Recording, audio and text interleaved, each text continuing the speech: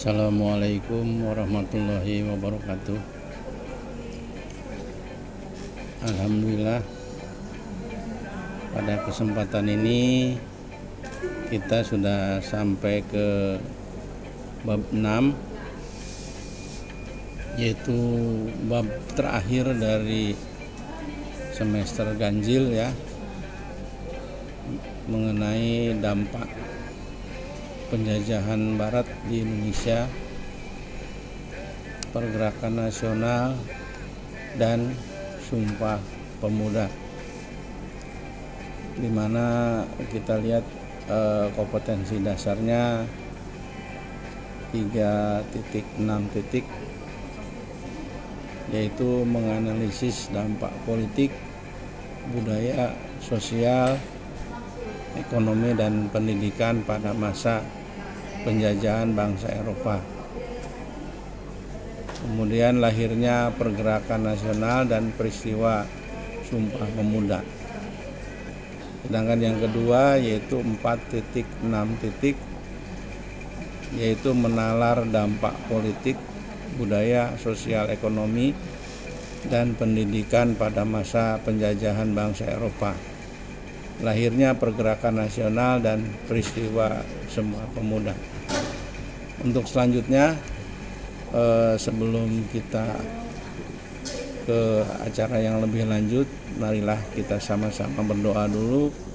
Berdoa menurut agama dan keyakinannya masing-masing, dipersilakan. A'udzubillahi minasyaitonirrajim. Bismillahirrahmanirrahim. Alhamdulillahirabbil alamin arrahmanirrahim maliki yaumiddin. Iyyaka na'budu wa iyyaka nasta'in ihdinas siratal mustaqim siratal ladzina an'amta 'alaihim ghairil maghdubi 'alaihim waladdallin. Berdoa selesai. Pertama-tama saya akan sedikit jelaskan tentang peta konsep yang akan kita bahas pada bab ini ya.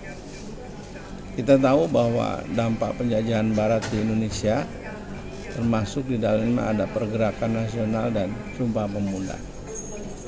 Ini yang akan kita pelajari, dampak penjajahan bangsa barat di Indonesia, meliputi bidang politik, bidang ekonomi, bidang pendidikan, bidang sosial, dan bidang budaya. Kemudian yang kedua itu adalah pergerakan nasional. Dalam pergerakan nasional itu meliputi pergerakan Budi Utomo, Syarikat Islam, Inisial Partai, PKI, Partai Komunis Indonesia, Muhammadiyah, Nahdlatul Ulama, PNI, Taman Siswa, dan Gerakan Wanita. Dengan yang ketiga kita akan mempelajari tentang Sumpah Pemuda, meliputi di sini Kongres Pemuda 1 dan Kongres Pemuda 2. Oke, kita lanjutkan. Dampak penjajahan bangsa barat di Indonesia. Salah satu program politik etis yang mengembangkan pendidikan ternyata dapat melahirkan golongan terpelajar di Indonesia. Golongan terpelajar tersebut pada akhirnya melahirkan golongan cendekiawan yang merintis pergerakan nasional di Indonesia. Tujuan pergerakan nasional adalah untuk mengembangkan nasionalisme dan mempersatukan seluruh rakyat Indonesia sehingga kemerdekaan dapat tercapai. Pergerakan nasional adalah sebuah gerakan yang dilakukan oleh kaum terpelajar Indonesia yang bertujuan untuk memperbaiki nasib rakyat Indonesia dan memperoleh kemerdekaan. Sedangkan latar belakang lahirnya pergerakan nasional yaitu adanya kesadaran akan banyaknya penderitaan dan kesengsaraan yang dialami rakyat selama masa penjajahan. Kekuasaan bangsa barat di Indonesia sangat lama, terutama Belanda.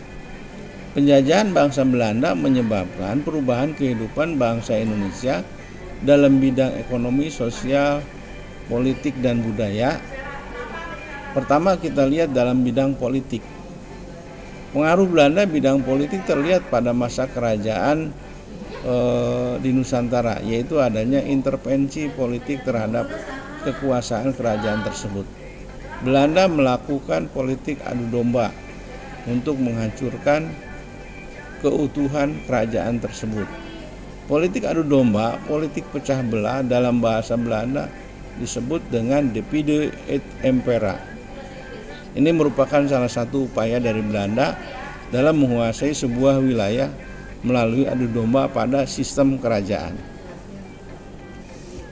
Upaya mengadu domba dilakukan dengan mengombinasi strategi politik, ekonomi, serta militer yang bertujuan untuk mendapatkan dan menjaga wilayah kekuasaannya dengan memecah belah kelompok besar menjadi kelompok-kelompok kecil yang dengan demikian akan menjadi mudah untuk ditaklukkan. Divide et impera juga dapat didefinisikan sebagai upaya pencegahan kelompok-kelompok kecil untuk bersatu dan membentuk kelompok besar yang lebih kuat. Belanda telah menggunakan sistem politik ini sejak awal memasuki Indonesia. Politik adu domba itu sudah ada pada abad ke-17. Ini menjadi sangat bermanfaat bagi VOC untuk dapat menguasai suatu daerah. Melalui politik ini, Belanda yang jumlah sekutunya jauh lebih sedikit dari rakyat Indonesia sanggup menguasai wilayah Indonesia. Bidang ekonomi, penderitaan akibat pemerasan yang dilakukan kolonial Belanda terhadap rakyat Indonesia telah mencapai puncaknya pada masa pelaksanaan sistem tanam paksa atau culture stelsel dan sistem ekonomi liberal atau politik pintu terbuka. Kehidupan rakyat Indonesia zaman penjajahan Belanda sangat memprihatinkan, sehingga rakyat hidup dalam kemiskinan dan banyak rakyat mati kelaparan.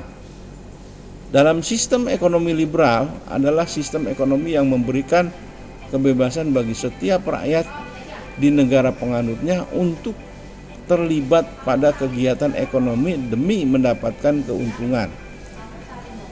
Politik pintu terbuka adalah pelaksanaan politik yang dilakukan oleh kolonial liberalis di Indonesia. Pada politik pintu terbuka ini, golongan liberalis Belanda mempunyai pendapat kalau kegiatan ekonomi yang ada di Indonesia harus ditangani oleh pihak lain atau pihak swasta. Kemudian yang berikutnya, yang ketiga, bidang pendidikan. Penerapan kebijakan politik etis pada abad ke-19 mendorong pemerintah Hindia Belanda untuk memberikan perhatian pada bidang pendidikan, misalnya dengan mendirikan sekolah. Berikut sekolah yang didirikan Belanda. Yang pertama itu adalah ALS, Airpost Lage School.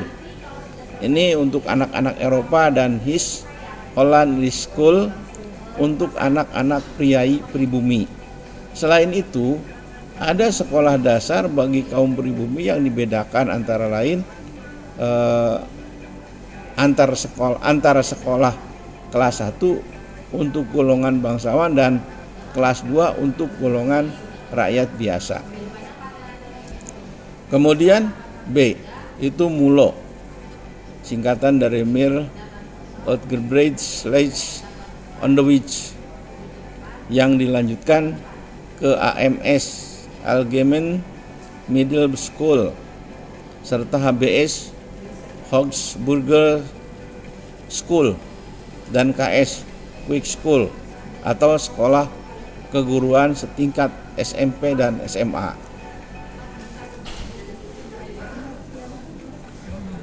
Ospia, Opleiding School for Inland Amsterdam, untuk sekolah bagi calon pegawai negeri.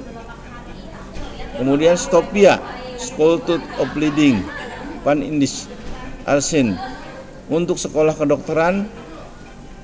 THS, Technische Hogeschool, sekolah tinggi teknik yang sekarang bernama ITB atau Institut Teknologi Bandung. Kemudian yang keempat itu bidang sosial. Pembagian status atau kedudukan sosial pada zaman kolonial Belanda ini ditetapkan dalam Peraturan Hukum Ketatanegaraan Hindia Belanda tahun 1927. Menurut peraturan tersebut, penggolongan penduduk di Nusantara sebagai berikut. Yang pertama, golongan Eropa yang disamakan ini terdiri dari satu, bangsa Belanda dan keturunannya. Artinya orang Belanda yang keturunannya dari Belanda, bukan dari Jepang atau bukan dari negara Eropa yang lainnya seperti Inggris. Ini untuk orang Belanda. Kemudian yang kedua, bangsa Eropa lainnya seperti Portugis, Perancis, dan Inggris. Itu di luar dari keturunan Belanda.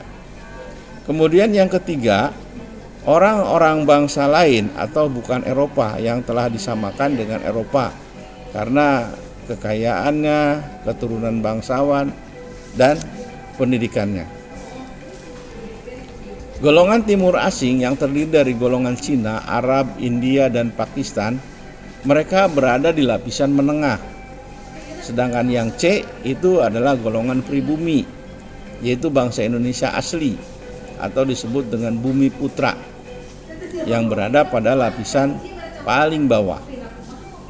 Kemudian yang kelima, bidang budaya. Makin meluasnya pengaruh kehidupan barat dalam lingkungan kehidupan tradisional, di mana tata kehidupan barat seperti cara bergaul, gaya hidup, cara berpakaian, dan pendidikan mulai dikenal di kalangan atas atau istana. Sementara beberapa tradisi di lingkungan istana mulai luntur, tradisi keagamaan rakyat pun ini terancam punah. Yang berikutnya kita berbicara mengenai pergerakan nasional. Masa pergerakan nasional di Indonesia ditandai dengan lahirnya berbagai organisasi pergerakan nasional. Organisasi tersebut berusaha menentang penerapan praktik kolonialisme dan imperialisme bangsa penjajah. Yang pertama kita sebut saja pergerakan Budi Utomo. Ini didirikan tanggal 20 Mei 1908. Gagasan berdirinya Budi Utomo diawali dengan perjalanan kampanye yang dilakukan Dr. Wahidin Sudirohusodo ke seluruh Pulau Jawa. Ia menganjurkan perluasan pendidikan yang berguna untuk kehidupan rakyat Indonesia. Dr. Wahidin kemudian bertemu dengan para pelajar Stopia di Jakarta akhir tahun 1907. Salah satunya murid dari Stopia bernama Sutomo. Kemudian beliau berdiskusi hingga akhirnya lahir ide tentang pembentukan Budi Utomo. Secara resmi Budi Utomo terbentuk pada tanggal 20 Mei 1908 dan Budi Utomo terpilih sebagai ketua. Yang kedua, Sarekat Islam. Berdirinya Sarekat Islam diawali berdirinya Sarekat Dagang Islam. Sarekat Dagang Islam berdiri tahun 1911. Sarekat Dagang Islam didirikan di Kampung Laweyan, Surakarta oleh seorang tokoh yang bernama Haji Saman Hudi. Tujuannya ingin mencapai dalam Sarekat Dagang Islam yaitu memperkuat pedagang setempat dalam menghadapi pedagang dari Tionghoa. Organisasi Sarekat Dagang Islam berkembang dengan pesat.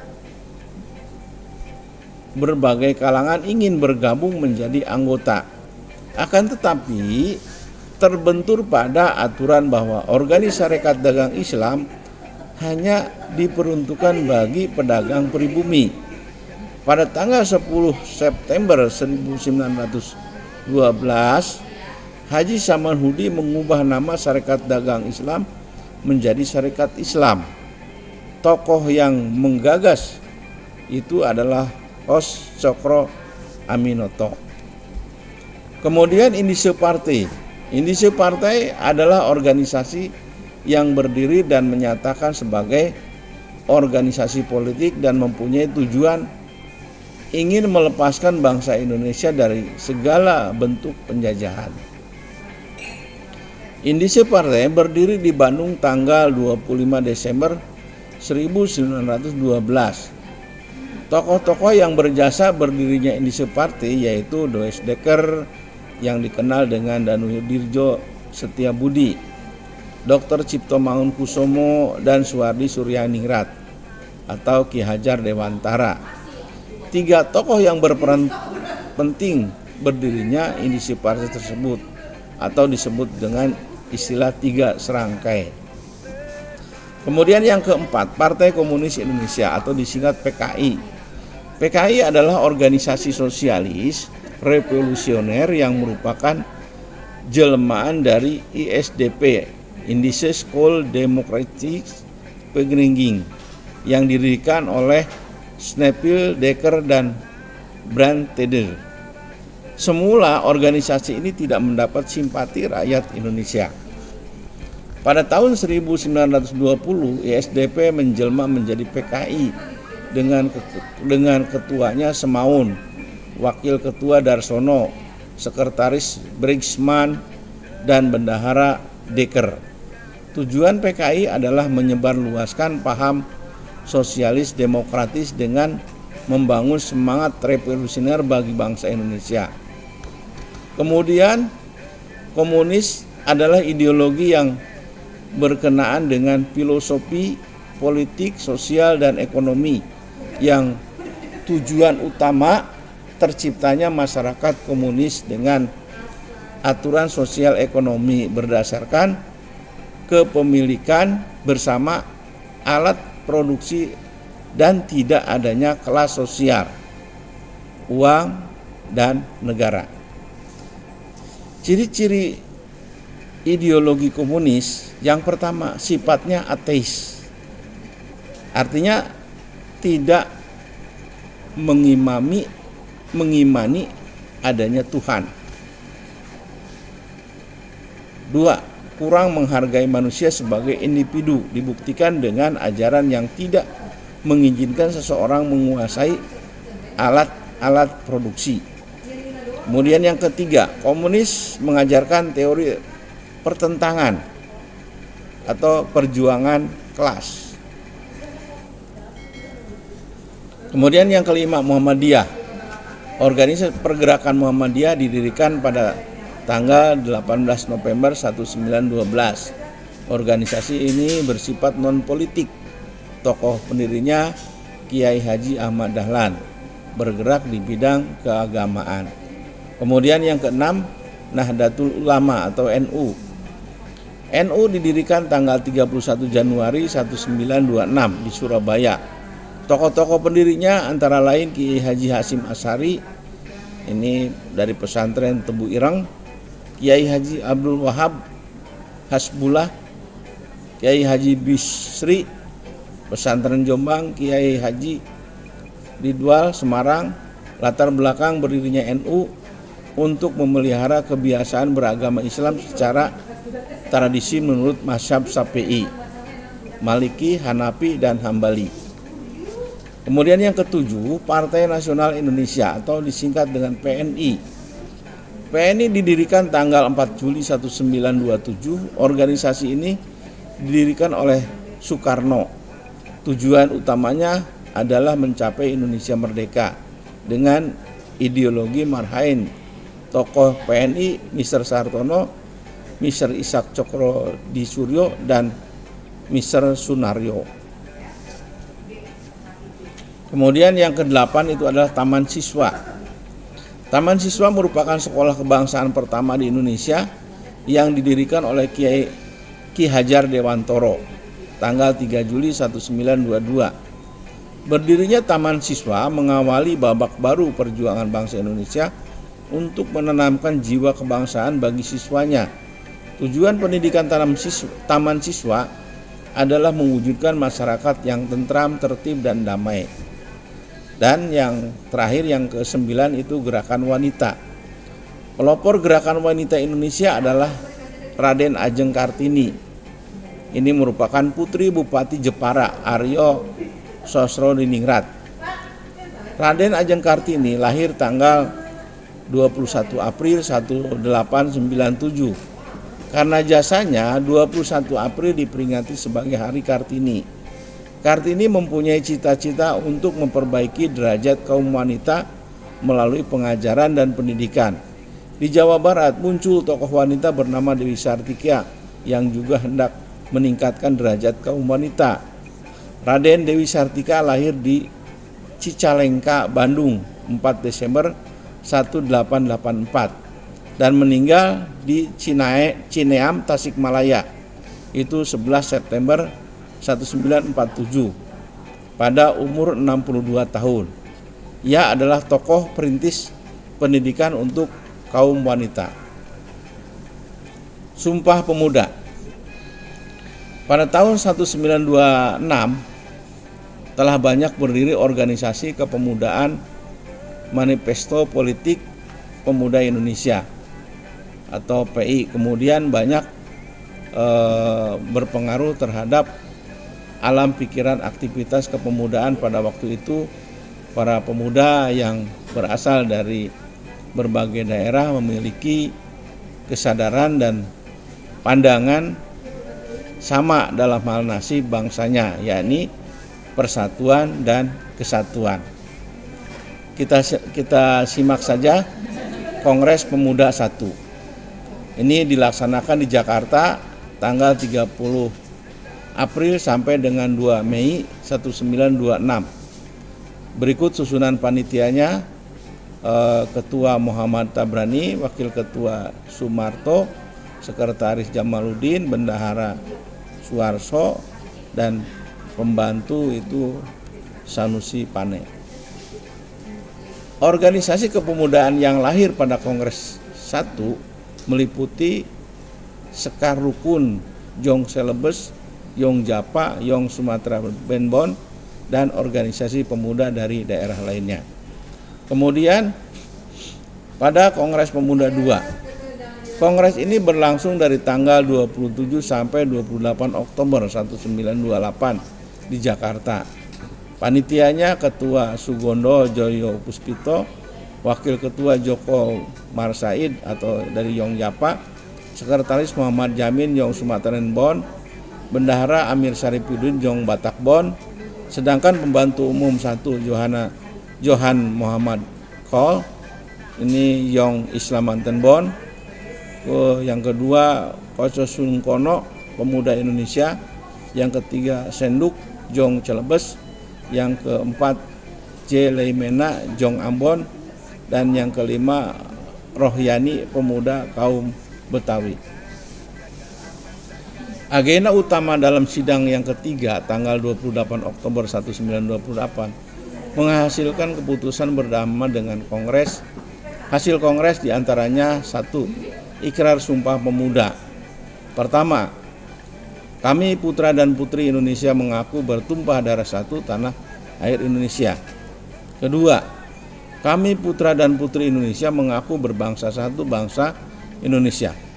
Ketiga, kami putra dan putri Indonesia mengaku berbahasa satu bahasa Indonesia.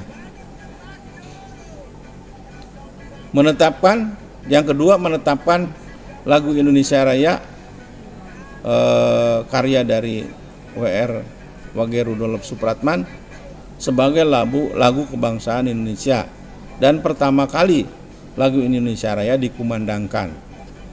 Yang ketiga, menetapkan bendera merah putih sebagai bendera nasional Indonesia. Nah, ini ada tugas ya. Tugasnya Sumpah Pemuda merupakan tonggak persatuan bangsa Indonesia dalam mengusir penjajahan. Ini jelaskan peran penting pemuda dalam memperjuangkan kemerdekaan Indonesia. Terangkan peran pemuda pada masa sekarang dalam mengisi kemerdekaan.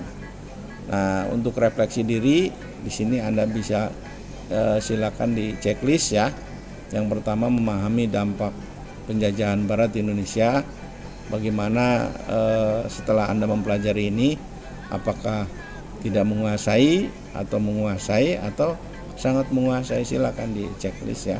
Nanti di dalam format tugas kamu buat aja sendiri ya, supaya nanti ada tugasnya. Kemudian yang kedua, memahami masa pergerakan nasional Indonesia. Sama checklist, terserah kamu mana yang sesuai ya. Kemudian yang ketiga, menjelaskan pelaksanaan Sumpah Pemuda dan arti pentingnya. Dan B, dari materi tersebut bagaimanakah yang paling Anda sukai? Bagian manakah yang paling Anda sukai? Terus mengapa? Silakan. Apa manfaat yang Anda dapatkan setelah mempelajari materi ini untuk kehidupan sehari-hari? Terima kasih. Untuk sementara itu saja yang bab ini ya. Mudah-mudahan apa yang saya sampaikan dalam kesempatan ini bisa menjadi salah satu bahan bahwa Anda sebagai pemuda bisa bermanfaat dan berguna untuk orang banyak. Untuk seandainya ada yang kurang paham atau ada yang kurang ngerti, silakan di chat dalam video tadi ya. Nanti akan saya jawab satu persatu. Nah, saya kira saya cukupkan dulu sampai di sini. Wabillahi taufiq wal hidayah. Wassalamualaikum warahmatullahi taala wabarakatuh.